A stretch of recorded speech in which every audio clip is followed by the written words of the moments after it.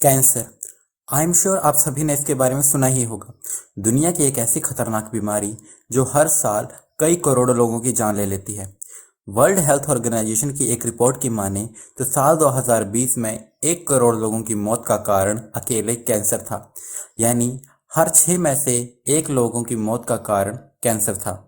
वहीं अगर हम बात करें भारत की, तो साल 2018 से 20 तक 40 लाख कैंसर के केसेस रिकॉर्ड किए गए थे, जिनमें से करीब 22 लाख लोगों की मौत कैंसर से हो गई। कितनी अजीब बात है कि मॉडर्न साइंस की इतनी तरक्की होने के बावजूद भी हम कैंसर को हरा नहीं पाए हैं।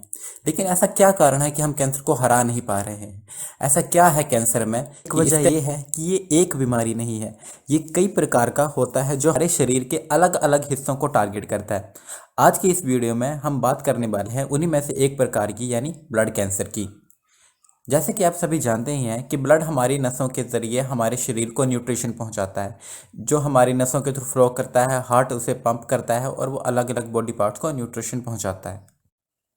अंदाजे से बात करें तो हमारी बॉडी में रफली 5 लीटर ब्लड सर्कुलेट होता है डेली, जिसमें कई करोड़ों यानी कई बिलियंस ब्लड सेल्स होते हैं। अब ये ब्लड सेल्स भी 3 प्रकार के होते हैं और हर एक ब्लड सेल का अलग अलग काम होता है। सबसे पहला आता है रेड ब्लड सेल, जिसे एरेथ्रोसाइट्स भी कहा जाता है। ये बॉडी में ऑक्सीजन कैरी करता है। दूसरी तरह के हैं वाइट ब्लड सेल्स, जिन्हें ल्यूकोसाइट्स कहा जाता है। ये बीमारी से हमें बचाते हैं। और तीसरी तरह के ब्लड सेल्स होते हैं प्लेटलेट्स, जिन्हें थ्रोम्बोसाइट्स कहा जाता है। ये हमारी मदद तब करते हैं जब हमें कहीं चोट लगती है। इनका काम जो एक्सटर्नल ब्लीडिंग हो रही है उसे रोकने का होता है। और ये जो ब्लड सेल्स हैं, इनकी फॉर्मेशन होती है बोन मैरो में।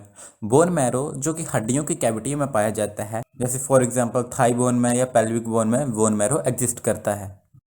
अब किसी भी लिविंग सेल्स की तरह ब्लड सेल्स की भी एक एज होती है। जब ये डैमेज हो जाते हैं या अनयूजेबल हो जाते हैं तो ये अपने आप डिस्ट्रॉय हो जाते हैं। इस वजह से हमारी बॉडी हर दिन कई बिलियंस नए ब्लड सेल बनाती रहती है। अब जब ये ब्लड सेल्स बोन मैरो में क्रिएट होते हैं तो ये क्रिएट होते हैं स्टेम सेल से। अब ये स्टेम सेल्स होते क्या हैं आखिरकार? स्टेम सेल्स को यानी मदर सेल्स भी कहा जाता है। आप इन्हें बॉडी का रॉ मटेरियल भी समझ सकते हैं। यानी इनका अपना कोई स्पेसिफिक फंक्शन नहीं होता है, लेकिन बाकी सारे सेल्स जिनका अपना कोई स्पेशलाइज्ड फंक्शन है वो सारे के सारे स्टेम सेल्स से प्रोड्यूस होते हैं। जैसे फॉर एग्जांपल, जो स्टेम सेल्स बोन मैरो में एग्जिस्ट करेंगे उनसे red blood cells, white blood cells और प्लेटलेट्स का प्रोडक्शन होगा।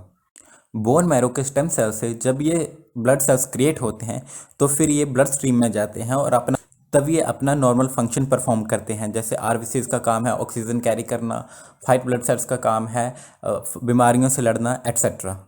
लेकिन कई बार कई एक्सटर्नल फैक्टर या बायोलॉजिकल फैक्टर के कारण ये होता है कि जो सेल्स क्रिएट हो रहे हैं हमारे बोन मैरो में यानी स्टेम सेल्स में, वहाँ पर इनके डीएनए में कुछ चेंजेस आ जाते हैं। मतलब इनमें सर्टेन म्यूटेशंस हो जाती हैं, जिस वजह से सेल अपना नॉर्मल काम नहीं कर पाते, यानी वो नॉर्मल मैचुरेशन तक नहीं पहुंच जाते और ना ही उनकी नॉर्मल डेथ हो पाती है।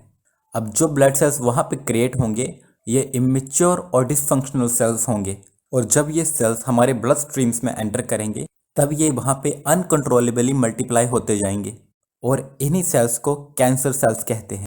ये जो कैंसर सेल क्रिएट हुए हैं ये अब अपना नॉर्मल फंक्शन परफॉर्म नहीं करेंगे, ना ये अपना नेचुरल फंक्शन परफॉर्म करेंगे, ना ही इनकी नेचुरल सेल डेथ होगी। और जब ये सेल्स ब्लड स्ट्रीम्स में एंटर करेंगे तो वहाँ पे ये हेल्दी ब्लड सेल्स को भी क्राउड करेंगे।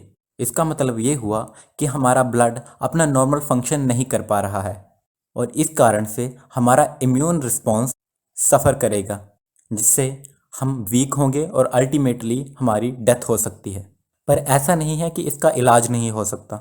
ब्लड कैंसर के पेशेंट्स को स्टेम सेल ट्रांसप्लांट के थ्रू बचाया जा सकता है। इसमें किसी हेल्दी पर्सन का बोन मैरो लेके जो अनहेल्दी पर्सन है उसमें ट्रांसप्लांट किया जाता है, जिससे बोन मैरो फिर से हेल्दी हो जाता है और हेल्दी सेल्स प्रोड्यूस करने लग पड़ता है, जिससे हमारी बॉडी फिर से रिकवर होने लगती है और हमें कैंसर से छुटकारा मिल जाता है। तो ये था आज का वीडियो ब्लड कैंसर के बारे में। अगर आपको वीडियो अच्छा लगा हो तो चैनल को सब्सक्राइब करें, वीडियो को लाइक करें और इसे अपने दोस्तों के साथ शेयर करें।